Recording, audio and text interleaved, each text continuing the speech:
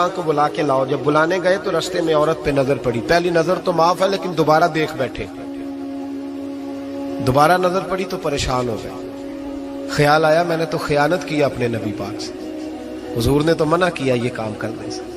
اب واپس حضور کے پاس نہیں آئے, جنگل میں چلے گئے. ابن قدامہ نے کتاب التوابین میں اس روایت کو لکھا ہے. کہتے 40 دن وہ پہاڑوں میں روتے رہے کہ یا اللہ مجھ سے غلطی ہو گئی. کتنے دن؟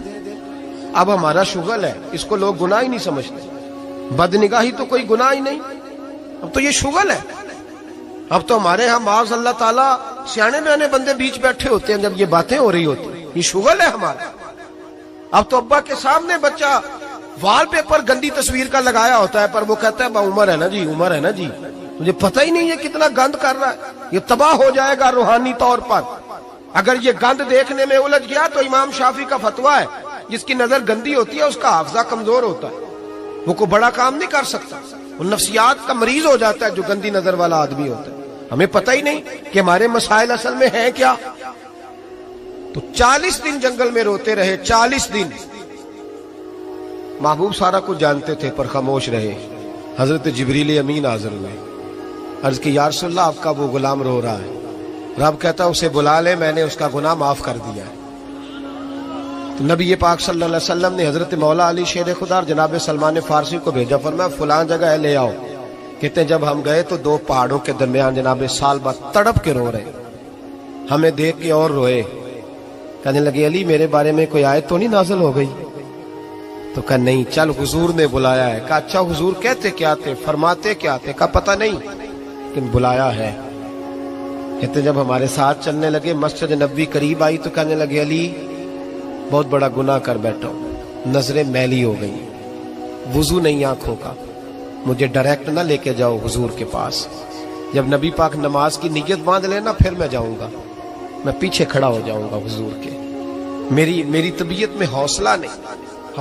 یہاں تو پتہ نہیں میں کس طرح عشق رسول کا دعویٰ کرتا ہوں ممبر پر بیٹھ کر, اور ہماری یہ میلاد آئے گا تو محفل میلاد میں اس طرح کے دعوے ہوں گے اسٹیج پر کہ علمان والحفیظ, پتہ نہیں کیا کیا لوگ کہہ دیں گے. پتہ نہیں ہم کیا ہے اور ہم کیا کہہ رہے ہیں. من آنم کے من دانم, پتہ ہی نہیں اور کتنا بڑا دعویٰ کر دیا. کہ میرے اندر طاقت نہیں سامنا کر دے. مولا علی فرماتے ہیں جب حضور نے مغرب کی نماز کی نیت باندھی تو انہوں نے بھی پیچھے نیت باندھ لی.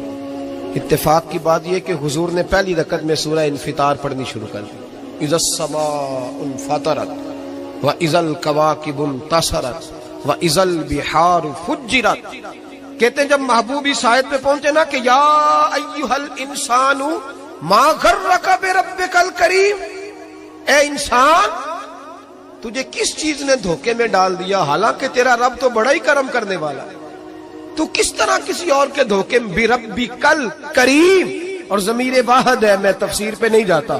کہا تیرا اپنا رب, بربک کا تیرا اپنا رب, تیرا رب تو بڑا کریم ہے, تو پھر بھی کہیں اور چلا گیا.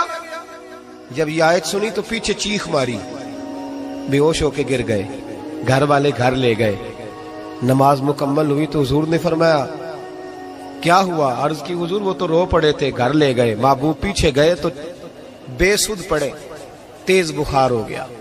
نبی کریم سرہانے بیٹھے اور ان کی گردن کو اٹھا کر سر کو گود میں رکھا, اور جب بالوں میں دستے مبارک پھیرا تو آنکھیں کھول دی اور جھٹ سے اپنا سر زمین پہ رکھ کے کہنے لگے حضور میں اس قابل نہیں کہ آپ کی گود میں میرا سارا ہے, اس قابل نہیں, بڑا مجرم. تو محبوب نے فرمایا تجھے مبارک ہو, رب نے تجھے معاف کر دیا ہے, اللہ بھی راضی ہے, میں بھی راضی ہے. اب حضور کے قدموں کے قریب آئے تو کہنے لگے حضور آپ راضی ہیں؟ کہا راضی ہوں. فرمایا پھر میرے لیے دعا کریں. بس یہ بات ہوئی تھی, انہوں نے کلمہ پڑھا تو روح پرواز کر گئی. پرواز میرے بھائی احساس پیدا کر. یاد رکھیں اگر روحانی زندگی صحیح نہیں نہ ہوگی, یاد رکھ لیں کسی کا کوئی نقصان نہیں. سارے سکون سے سو جائیں گے, آپ نہیں سو پائیں گے. اگر آپ کے ضمیر پہ بوجھ رہیں گے نا تو سارے لوگ رمضان میں 4 قرآن پاک ختم کریں گے, آپ 10 پارے بھی نہیں پڑھ پائیں گے. اگر آپ اپنے آپ کو صحیح نہیں کریں گے, روحانی زندگی بحال نہیں ہوگی, تو یاد رکھنا بڑا اپنا آپ سارا کچھ سجا کے ظاہراً بڑے پرہیزگار بن کے بھی अपने ज़मीर की अदालत में फैसला अपने हक में नहीं करा पाए। तिजोरियों से माल भरा हुआ होगा लेकिन घर में सुकून नाम की चीज ढूंढने से नहीं मिलेगी। इसलिए कि अला बिज़िक्रिल्लाह तत्मइन्नुल कुलूब, अल्लाह की जात से जुड़ जाने से दिल को सुकून होता है। क्या बहुत बड़ी सजा नहीं मालिक की कि इंसान सारा कुछ करे, फारिग टाइम हो तो वो टीवी देखे? क्या बहुत बड़ी सजा नहीं कि 3-3 महीने की छुट्टियां भी उसे हों लेकिन वो एक सिपारा कुरान पाक ना पढ़ सके? वो गप्पे मारने बैठे तो 6-6 घंटे लगा दे और तस्बीह दी जाए तो 10 मिनट में बस हो जाए, दरूद पढ़ा ही ना जाए। ये सजा नहीं? क्या ये कम सजा है कि वो दुनिया दराज पे घूम आए लेकिन मस्जिद में जाए तो उसे कुछ बने? क्या सजा नहीं? अल्लाह से माफी मांगे, मिल के उसके हुजूर इस्तिगफार करें, बातन की जिंदगी आबाद करने की कोशिश करें। छोड़ दे बन बन के बैठना, आगे आगे बढ़ना, अपने आप को शुमार करना।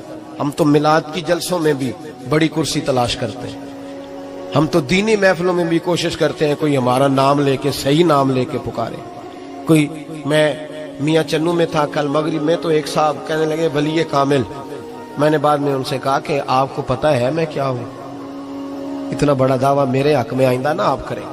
और मत समझे कि आप थोड़े अच्छे बुरे जुमले इस्तेमाल करेंगे तो मैं खुश हूँगा। मैं जो हूँ ना, मैं उसके अंदर बड़ा मुतमईन हूँ, मैं उससे आगे नहीं बढ़ना चाहता। पता सारा है सरदार नू कीतियां दा, पता सारा है सरदार नू कीतियां दा, इदा पर्दा चपाया ही तेरा भला होसी।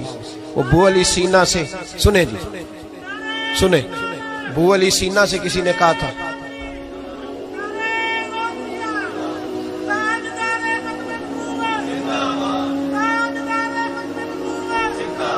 अब इनकी इस बात पर और इस अमल पर एक शेर सुन ले मियाँ मोहम्मद बख्श साहब का। मियाँ साहब कहा करते थे, जितन जितन हर कोई खेडे तू हारन खेड फकीरा। जितन जितन, ये तो सारी दुनिया करती है ना कि मैं जीतने जा रहा हूं। कहते हैं जितन जितन हर कोई खेडे, जितन जितन हर कोई खेडे तू हारन खेड फकीरा।